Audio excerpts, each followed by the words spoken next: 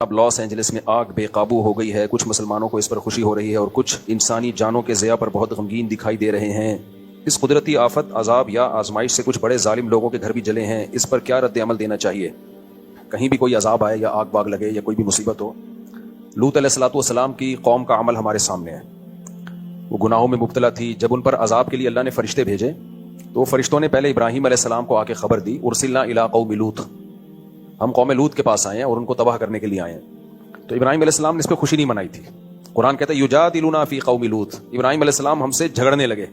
یعنی اللہ سے تو کون جھگڑ سکتا ہے؟ مطلب یہ کہ اتنی لجاجت آہوزاری کی کہ عذاب نہ آئے، کہ گویا کہ لڑ رہے ہیں. یہ مبالغہ ہے. اور اللہ نے فرمایا ان ابراہیم لحلیم اواہ منیب، نرم دل تھے، بردبار تھے. تو انسان کسی کے عذاب کو دیکھ کے انسان پہ یہ سوٹ نہیں کرتا کہ وہ خوش ہو.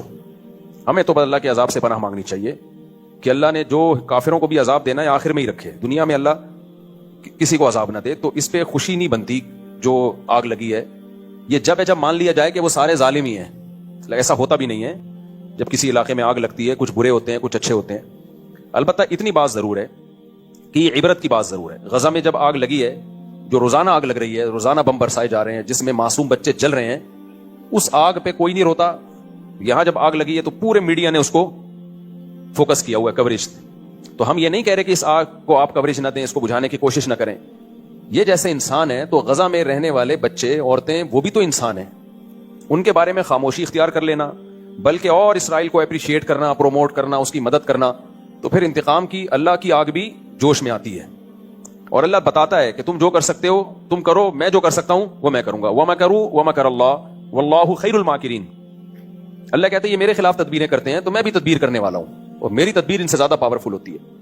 تو ہم اس آگ پہ ہرگز خوش نہیں ہیں. اللہ اس آگ کو جلدی بجھا دے. بہت سے بے گناہ لوگ بھی ہوں گے اور بہت سے ظالم بھی ہوں گے. یہ عبرت کی بات بہرحال ہے کہ اللہ جو عرش پر ہے وہ لا تحسبن اللہ غافلا عما يعمل الظالمون. اللہ کہتے ہیں اللہ کو غافل مت سمجھو جو کچھ ظالم لوگ کر رہے ہیں. تو اس لیے دنیا کو دونوں آگوں کے خلاف آواز اٹھانی چاہیے، دونوں آگوں کو بجھانے کی کوشش کرنی چاہیے. لاس اینجلس میں جو آگ لگی ہے اس کو بھی بجھانے کی کوشش کریں، لیکن میرے بھائی جو غزہ میں آگ لگی ہوئی ہے نا اس کو بھی بجھانے کی کوشش کرو.